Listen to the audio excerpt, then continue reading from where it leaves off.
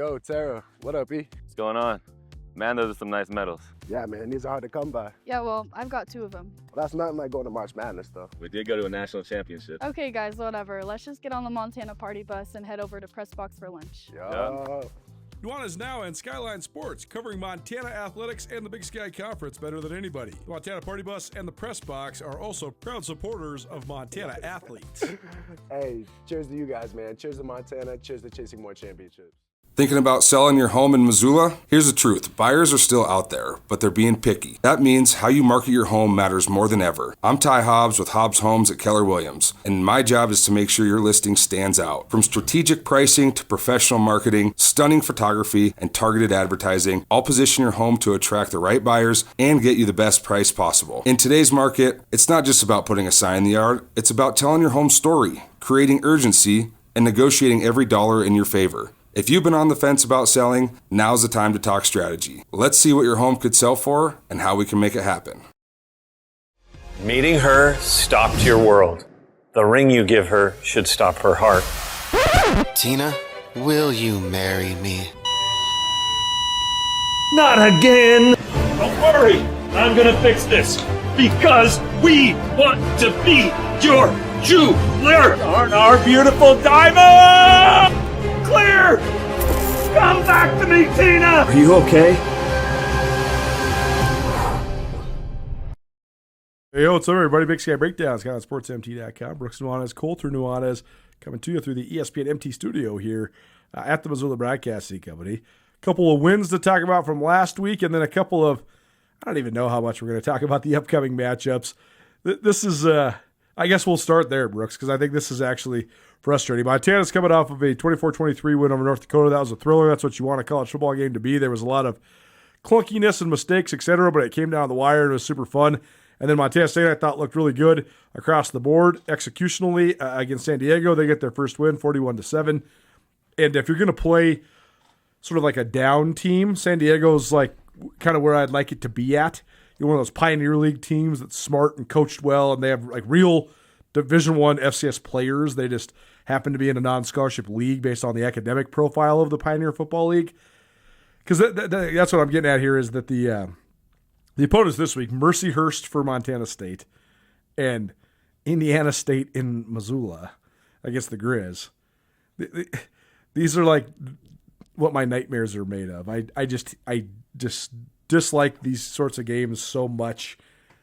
Because it's just, to me, I just don't like sporting events where the outcome is like a foregone conclusion.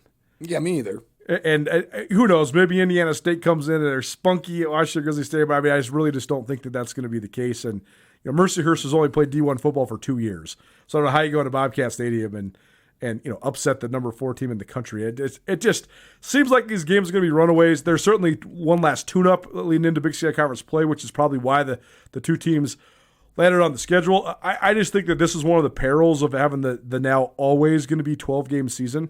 You have an extra week of non-conference, so therefore then you have an extra chance to schedule an overmatched team to come in and a win. Yeah, schedule a win in front of a sellout crowd and all that sort of stuff. So not to downplay the fun that will be had at either of the stadiums on Saturday, because I know when you guys go to these games, you guys just get to go out in the parking lot and have hamburgers and have fun, good times, and drink beer and stuff because it's 42-0, and we're, I'm not complaining. We have a great gig. It's fun to do, and I love doing it. And I could use a beer second half of Indiana State. Right, like if I knew that I could just leave when the Griz go up 42-3 or something and go have a beer and then come back in, that would be great. But that's just not really part of the ethics and the flow of the job. So, ethics of the job. Can't complain, obviously, but I just hate these sort of games. And I just feel like we're going to see them more often now.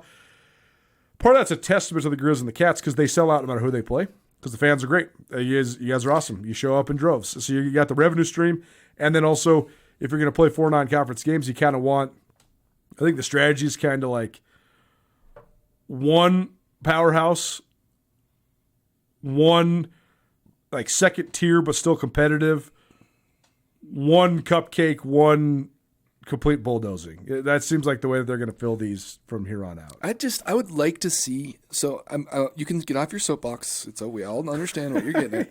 I would really like to see more of those like conference battles. Like Sure. what is it called? The Missouri Valley plays the Big Sky. They like call it something, like name it something, and right. everyone kind of jumps in it. Why not just like schedule the Southland this year? Like, why not just play FCS teams? There's plenty of those that are also much lesser of opponents. Sure. And at least you're getting it's a different kind of win. Right. We've talked a lot about teams like, I don't know a bunch about either of these opponents, so I'm not trying to throw shade here. We've talked about, though, it's pretty cool for some of these teams. These kids that are coming in, these players on a Mercyhurst, get to travel the country and play at these huge venues, and it's probably like they'll talk about it for the rest of their lives. Totally. It's a pretty cool opportunity for those guys. But on the inverse, I think that you could find more like opponents that would probably sharpen your sword a little bit better. Don't get me wrong, these are competitive teams. They're bringing the heat. They're hitting hard. Like, there's some good stuff going on there. But I do agree with you. I just think that you could play, some McNeese State and some FCS opponents that seem familiar that fans could be a little bit more bought into. I did have a little rant the other week about Florida playing Long Island University. Yeah, that's not cool. What did Long Island University go do the next week, though? I don't know. They went and beat Eastern Michigan. Oh, they went and got an FBS win. Awesome. They got paid $380,000 by Eastern Michigan to go there and beat them 28-23. So apologies to Long Island University. I was thinking that was, but then they turn around and lose to Sacred Heart, who's an NEC non-scholarship team. So that's what a whirlwind! 55-0 in the swamp against Florida. You go to Eastern Michigan and win, and then you lose at home to Sacred Heart. And then they have a bye, and then guess who they got? A headache is what they have. Mercyhurst. Oh, wow. What is Mercyhurst? What is this? Mercyhurst is Please fill me in. Is a transitioning program. The Mercyhurst Lakers, they are from Erie, Pennsylvania. Okay. Our boy Andrew Houghton, his family's from Erie before they matriculated to D.C. Okay. He's got like uncles this is like where people vacation that live on the East Coast. It's like their version of Flathead Lake or whatever. They go to Lake Erie. They have boat shoes. It's like it's boat shoes, Sperry's. Yeah, they wear that. things like that. So that's where Mercyhurst is from. They wear stripes and little captain's hats. They play in a stadium that has a capacity of less than Missoula Big Sky. 2,300 fans is the stadium capacity. That's nice though. The venue that they play in. That's solid. When they were Division II, they made the playoffs once. They have one playoff win and one playoff loss in their esteemed history. Nice. Got through the first one. Yeah, they've been playing FCS for 2 years. They are in the Northeast Conference. The NEAC. Yeah, that's about it. Ryan, what's Mercyhurst derived from? I'm unsure by that. Mercyhurst University. Is it a saint? Let's learn about him. Let's learn about him. Maybe it's a religious school. Mercyhurst University is a private Catholic university in Erie, Pennsylvania. Mercyhurst opens its doors in 1926, just a few blocks from the city's southern border. It was founded by the Sisters of Mercy of the Diocese of Erie. They were led by Borgia Egan, who became the first president, who was also a nun. So Borgia, she was great. There you go. This was known as the Sisters of Mercy School all the way until 1972. Then they changed the name to Mercyhurst. What's Hurst? What's that drive from? Unsure. They have 2,700 students. 2,700? 2,700 students. And 2,300 at the stadium? 2,300 Not at the stadium. Not everyone can go. Ridiculous. Ridiculous. What else can we tell you about Mercyhurst here? It's been as big as 4,500 students. They have a College of Humanities, Arts and Social Sciences, a College of Business, a College of Natural and Health Sciences, and a College of Intelligence Studies and Applied Sciences. Wow. They have won a variety of national championships in Division II, never in football, in men's tennis, women's rowing, men's rowing. They're on the lake. They're boat people. Wrestling, lightweight rowing, lacrosse.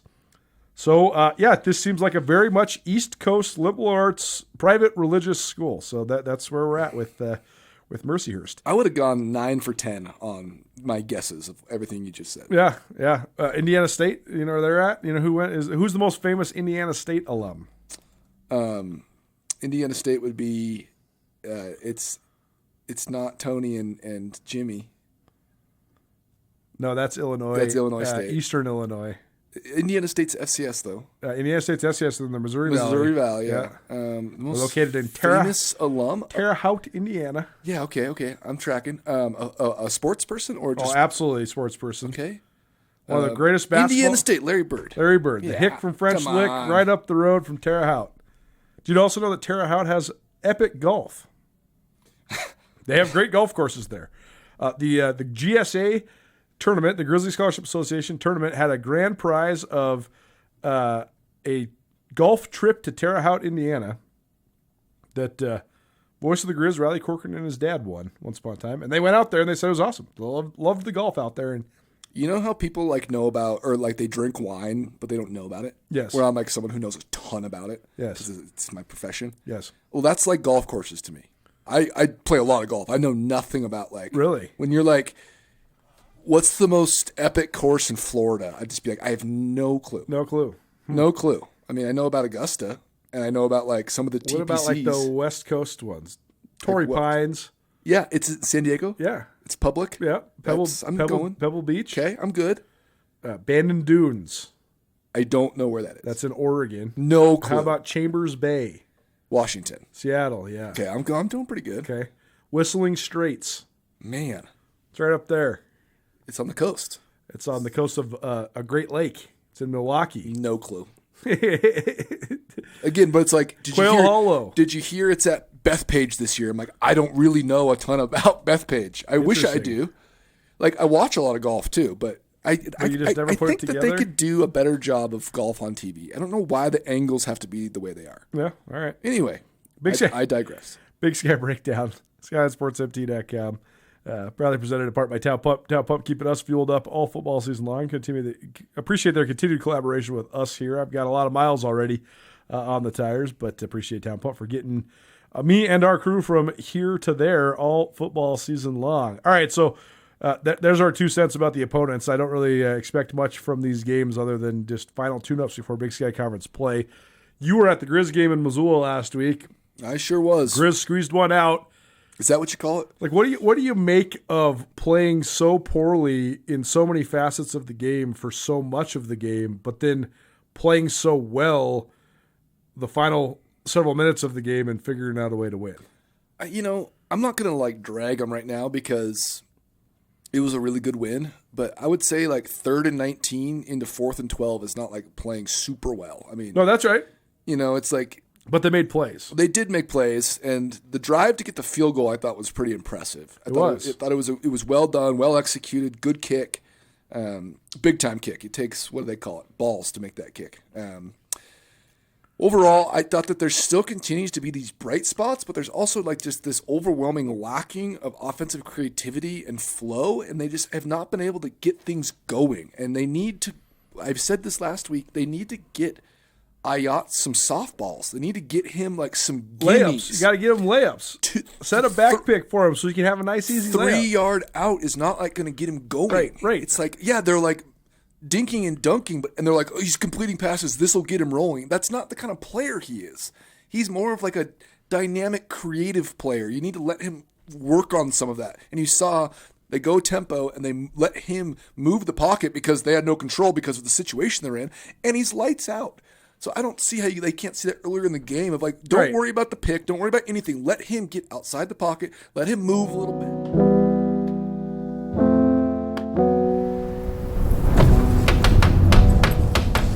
Hello, my name is Kelly Ayat, quarterback at the University of Mount Tampa. In the off-season, it's important to do everything you can to prepare for the season. In high school, that means funding your program. In my experience, Vertical Raise is the ultimate online fundraiser platform. Now broaden your reach of your fundraiser and bring in more money than other platforms. And there are no sneaky or hidden fees like other companies. If you're trying to raise money for your program, reach out to Vertical Raise today. Five Valleys Restoration, your view is our view. And what a beautiful view it is.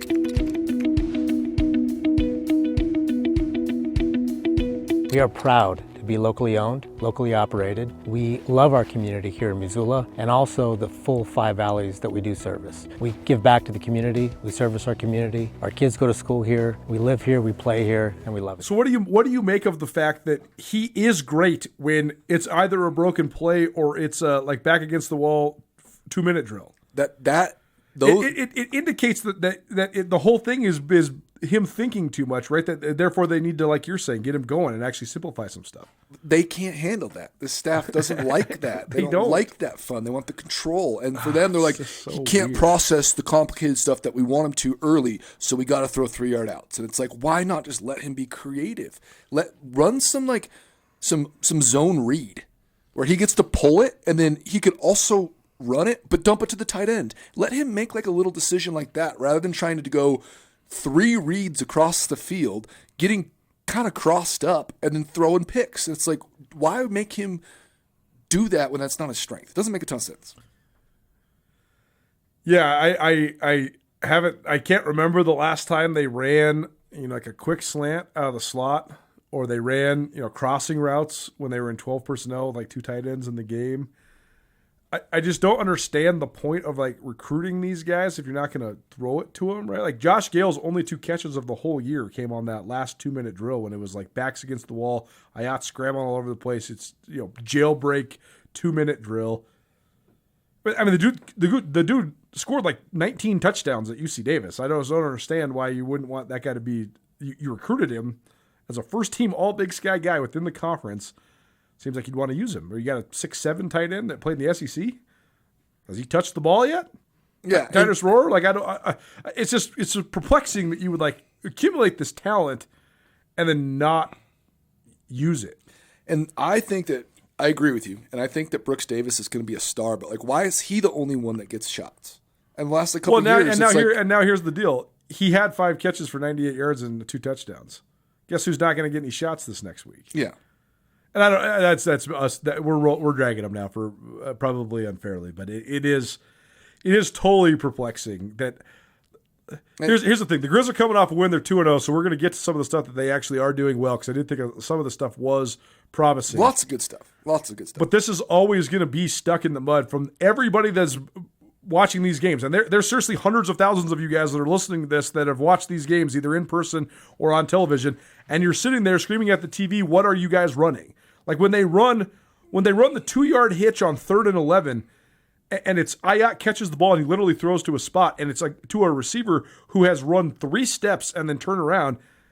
It's just totally perplexing that's what they're doing. I mean, they went 3 and out like 7 drives in a row, didn't they?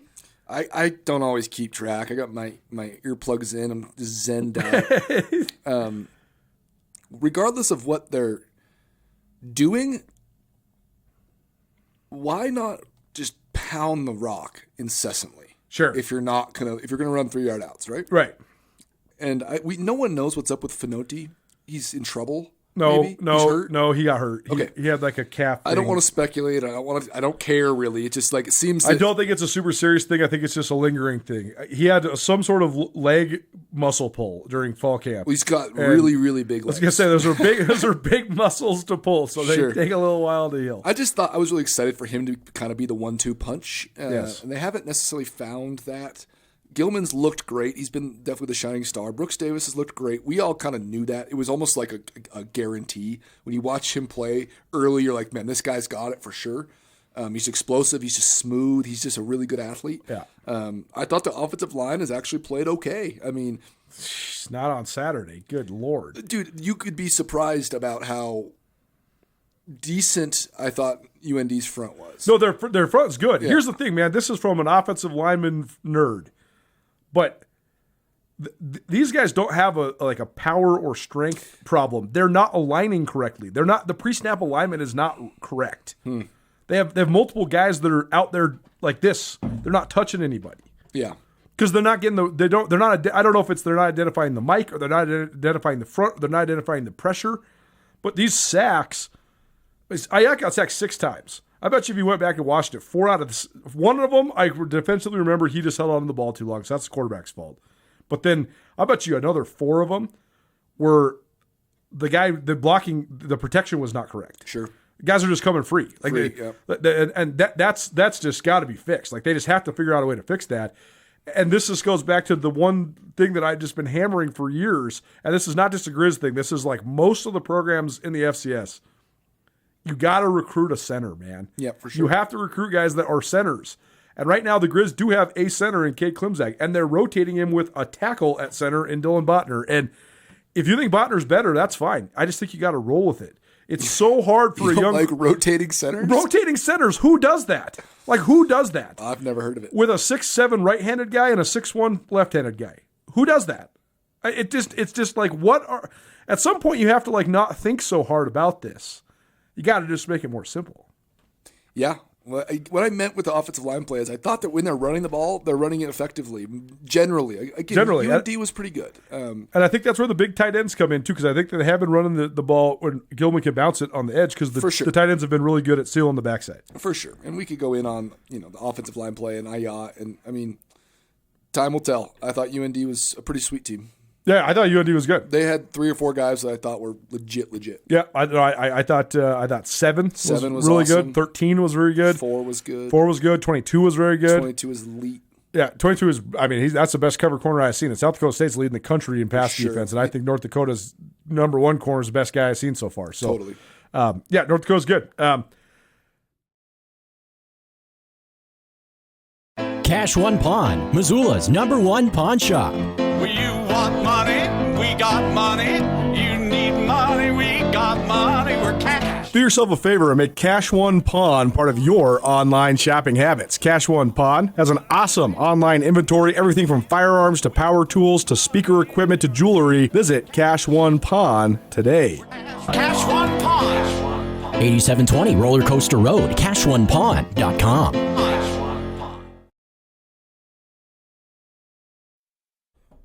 Thanks so much for listening to the Big Sky Breakdown podcast series and for tuning into our Skyline Sports YouTube channel. If you haven't already subscribed, please subscribe to both the podcast and all your various podcast hosting networks and to the YouTube channel as well. Thanks to our great partners, including Ryan Miller and Coburn Law. Ryan Miller and Coburn are ace attorneys, each with different expertise. Paul Ryan, the master when it comes to DUIs. Angie Miller, excellent in medical malpractice. Abigail Coburn, federal drug charges. She's the one you want defending you. They can help in any and all sorts of criminal defense cases. They have a live answering service that's available 24 hours a day, 406-542-2233. You can also visit rmcattorneys.com. Ryan and Miller and Coburn, your Montana attorneys. Let's hear from RMC right now. Tell me about the expansion. You have now 2 partners. Angie's been with you for a while, but now Abigail joins the team as well. So just tell me about how this has all been going. Really exciting about both of them, starting with Angie, who's came to us before she even started law school, and she's just developed into such an amazing attorney and person and friend, frankly. I can't be more happy with her and her results. She's such a hard worker and a fighter, and we're just so pleased to have her carry the torch into the future. And then with regard to Abigail, another great story. She had interned for our office when she was going to law school. And then after she graduated, she did other things. And then we were really fortunate. It was a chance meeting at the courthouse, and everything just came together. And the timing was right for her, and the timing was right for us to bring her on. And she's been amazing. She is such a tough attorney. And she takes on very, very difficult cases, and her results are amazing, and it's just a perfect fit for all of us. The other part, though, that I think this is where you gotta pump the brakes a little bit is like this has been the Bobby Houck way forever. Yes. Yep. September and early October, figuring it out. You just figure it out. You just play everybody and see what happens. See what happens and pull it out at the very end. And if you lose one, so be it. And then all of a sudden, October turns into November, and then all of a sudden, then you're playing really well. It's 37-7 every week, and you're like, how these guys turn the corner? So there is a method to the madness. Montana State, I thought looked good. I actually love their new offense. It's hilarious talking to a lot of our Bobcat supporters, and I love talking to you. Please keep calling, keep texting, all that stuff.